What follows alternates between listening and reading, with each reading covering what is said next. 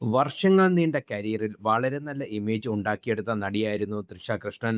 സഹപ്രവർത്തകർക്കെല്ലാം പ്രിയപ്പെട്ടയാൾ, എല്ലാവരോടും നല്ല രീതിയിൽ പെരുമാറ്റം, താരജാടകളില്ലാത്ത താരം എന്നിങ്ങനെ പല വിശേഷങ്ങളും തൃഷ കൃഷ്ണനുണ്ടായിരുന്നു.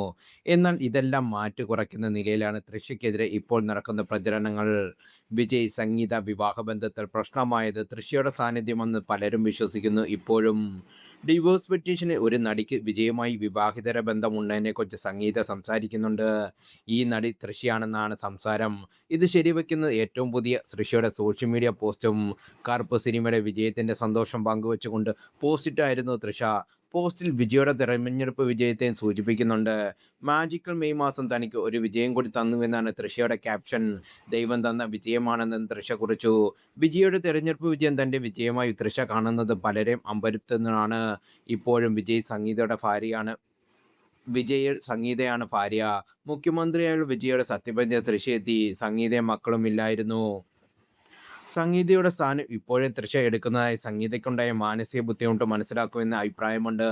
വിജയ് ബന്ധമുള്ള നടിക്കൊപ്പം വിദേശയാത്രകളും മറ്റും പോകുന്നത് തനിക്കും മക്കൾക്കും അപമാനമുണ്ടാക്കിയെന്ന് സംഗീത തൻ്റെ ഡിവോഴ്സ് പെറ്റീഷനിൽ പറയുന്നുണ്ട്. ഇത് മനസ്സിലാക്കാൻ 43-കാരിയായ തൃഷയ്ക്ക് എന്താണ് ഇത്ര ബുദ്ധിമുട്ടെന്ന ചോദ്യമുണ്ട്. അതേസമയം തൃഷ സംഗീതയ്ക്കൊപ്പം കഴിഞ്ഞ വിജയ് അല്ലേ ഇത് മനസ്സിലാക്കേണ്ടേ എന്ന ചോദ്യങ്ങൾ വരുന്നുണ്ട്. തൃഷയുടെ പരോക്ഷമായ സൂചനകളും ആഘോഷമെല്ലാം ജൂൺ 15-ന് ശേഷം അവസാനിക്കുമെന്ന് വാദമുണ്ട്. കാരണം സംഗീത സമർപ്പിച്ച ഡിവോഴ്സ് പെറ്റീഷൻ ജൂൺ 15-ന് ചെങ്കൽപ്പട്ട കുടുംബ കോടതി പരിഗണിക്കും. വിജയും സംഗീതയും നേരിട്ട് കോടതിയിൽ ഹാജരാകണം. വീഡിയോ കോൺഫറൻസിൽ വരാമെന്ന വിജയുടെ ആവശ്യം കോടതി തള്ളി. കോടതി വാദത്തിനു ശേഷം സംഗീത മാധ്യമങ്ങളെ കാണുമെന്ന് പലരും കാണുന്നു.